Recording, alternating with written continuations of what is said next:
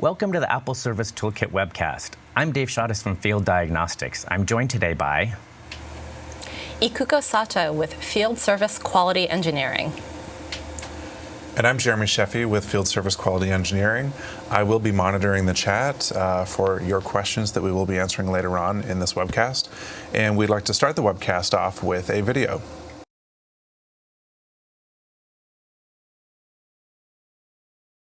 Hi, I'm Jim Bontempo, a service trainer at Apple. Over the years, I've seen that the early stages of troubleshooting can be the most difficult for a service technician. In early 2009, we released the Notebook Battery and Adapter Diagnostic to assist your initial troubleshooting of a customer's MacBook Pro or MacBook system. Now you have a new tool that can tell you about more components in a customer's desktop or portable Mac. It is called Apple Service Toolkit. It consists of a dedicated Mac system that can netboot a customer's Mac and quickly communicate with its components. It looks under the hood and reports back if those components can be seen. This takes less than 3 minutes to perform, and it gives you a clear indication of what components can be seen and what components are not showing up. This is a tool you can and should show to a customer. It can save you time and effort when trying to pin down an issue. Let's take a closer look at how you use it. Apple Service Toolkit, otherwise known as AST, consists of a dedicated Mac system running macOS X server and some special software. It is connected to an Ethernet hub, which is then connected to the customer's system. If you press the N key while booting the customer system, AST runs and reports on what components can be seen. The report is completed in less than 3 minutes. This is quicker than Apple Hardware Test and much quicker than Apple Service Diagnostic. What you get are icons representing the components of the computer with colored badges indicating their status. Green means the component can be seen, yellow means that some additional checking is necessary, and red means the component cannot be seen. Here's a list of what components are checked. Taking this report into account, along with the customer's description of the problem, can definitely save you some time. Let's assume that a customer states that their MacBook Pro mid-2009 is booting to a flashing question mark. If you run AST and find that all components, including the hard drive, are showing up, then this would point you to look for a software or settings issue before anything else. Then, if you check the Apple Technician Guide for that model, you'll see quick checks such as starting from Install DVD and using Disk Utility. These quick checks may fix the customer's issue quickly without taking apart the system or needing to back up the system. In other cases, you may want to try repeated testing with AST after a system is checked in. Apple Service Toolkit complements the troubleshooting steps you'll find in Apple Technician Guides. It also complements the use of Apple Service Diagnostic as an in-depth repair verification tool. AppleCare is very pleased to be able to provide you with the Apple Service Toolkit. We've posted training and documentation that goes into much greater detail about how to get, set up, and use its features. In addition, we'll be posting more videos on these topics. If you want to learn more, go to ServiceSource Online for links to these resources. On behalf of AppleCare, thanks for watching. As Jim said in the video, we are very happy to be introducing you to this new way to troubleshoot a customer's Intel-based Mac system.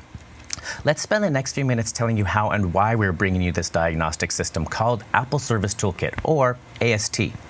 We'll review the diagnostic challenges that Apple has and its service providers have faced, how Apple Service Toolkit provides solutions, the requirements for an AST system, and the resources Apple is providing you to enable you to use AST. And finally, we'll be taking your questions. One challenge we've heard from service providers is that they have trouble keeping track of the correct current diagnostic for any particular system. Another challenge is that customers and some technicians have difficulty understanding what diagnostics results mean. Another challenge is providing a dedicated triage tool that can quickly screen a system. Apple Service Toolkit addresses all these issues. It provides the correct diagnostic for a specific Intel-based Mac system and does so automatically. It's a dedicated triage tool. Takes less than 3 minutes to run and can be shown to the customers. Also, AST combines multiple diagnostics into one resource and automatically uploads diagnostic receipt codes to GSX. Once set up, AST is very easy to use. Simply connect a customer system by Ethernet to a network, then netboot the customer system. As you saw in the video, Apple Service Toolkit runs quickly and provides an icon-based interface that customers can see and understand. As you can see here, these are the setup requirements for Apple Service Toolkit. On ServiceSource, you can find everything you need to know about Apple Service Toolkit. You'll find the software, documentation, training, video and job aids you need to understand, set up, and use Apple Service Toolkit. On service training, you'll find dedicated, detailed, self-paced training courses on the Apple Service Toolkit. A lot of work and attention has been put into these courses, so we invite you to take a look. Again, we are really pleased to be offering this new way to solve customers' Mac issues. I'm sure you have questions, so let's start now.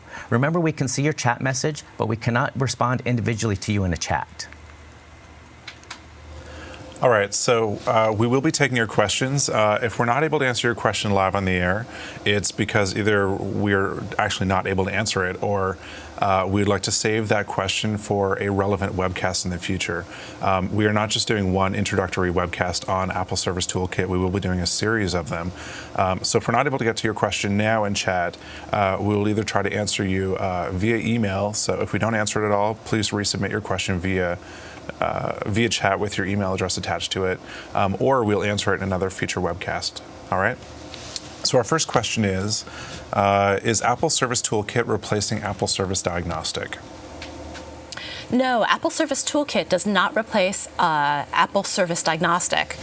The reason for that is that they complement each other. Apple Service Toolkit is meant to be used as a triage tool, whereas Apple Service Diagnostic is fantastic for repair verification. All right, and our next question is, when can we get Apple Service Toolkit? We are releasing Apple Service Toolkit on ServiceSource Online on June 20th. All right, people would like to know if Apple Service Toolkit is easy to use.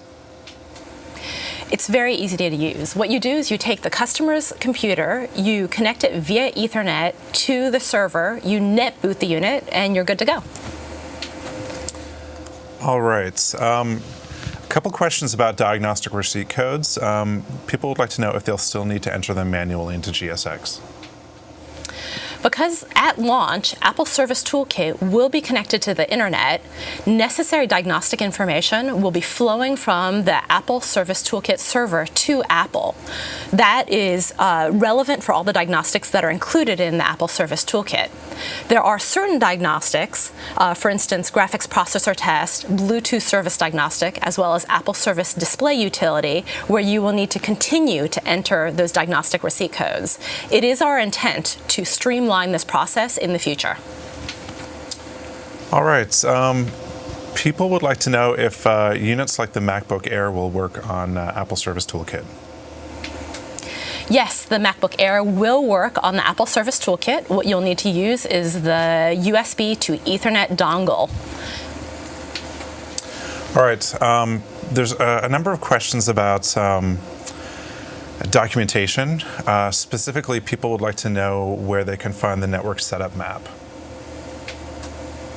The network setup map there is some information in the self-paced training, as well in the next few weeks we will be releasing a reference guide that will have additional information about that network setup. All right, in the video we reference a server as being required, and people would like to know if they're going to have to purchase the server. As long as the server meets the minimum requirements of having an Intel processor, 2 gigs of RAM, as well as 60 gigs hard drive space, then you will not need to purchase a server. All right, another question that's coming up a lot. People want to know if AST can test multiple machines or just one at a time. AST can test multiple machines at the same time. At this time, the maximum number that we've tested is 68 units running from one Mac Mini server. So yes, you can test multiple at the same time. All right, and again, it looks like people have their own servers already running, and they'd like to know if 10.6 or 10.5 server is a requirement. 10.5 and 10.6 server software plus the serial number is a requirement. All right, and we're getting down to our final questions that I think we can actually answer in this webcast. But people would like to know if it will run on any Intel-based Mac or if there are restrictions on that. As long as it meets the minimum hardware and software requirements that we've outlined in this webcast, as well as is available in the self-paced training, then you're good to go. All right, another one that you actually talked about during the webcast or actually in a previous question, but people would like to know if they still need to run the display diagnostic, the Bluetooth diagnostic, etc. Yes, you will want to continue to use those standalone diagnostics. All right, I'm just looking. Oh, and also, people would like to know if the server that's being used for Apple Service Toolkit needs to be dedicated or if they can use an existing server. Good question. That information, there are definitely instances where you can use existing servers, and more on that will be released in the reference guide shortly. All right, so the majority of the questions we're getting in right now are focused strictly on server and network setup. So we will have a future webcast where we will go over details on network setup and what the requirements are for the server. Again, there is plenty of documentation on ServerSource Online right now that actually goes into quite some detail on what the requirements are and how to set up your network. So we do encourage you to go visit that page for more information. So I think that's all the questions we can answer for now. This webcast will be available on ServerSource Online as a replay, so please check back. We expect that within the next day or so. And again, like I said, the questions that we're not able to answer during this webcast, we will save for a future webcast so that we can integrate that into the slide presentation. And also, if we didn't get to your question, please submit them again with your email address, and we'll try to answer you that way as well. So thanks for joining us, and keep an eye on ServerSource Online for our webcast schedule.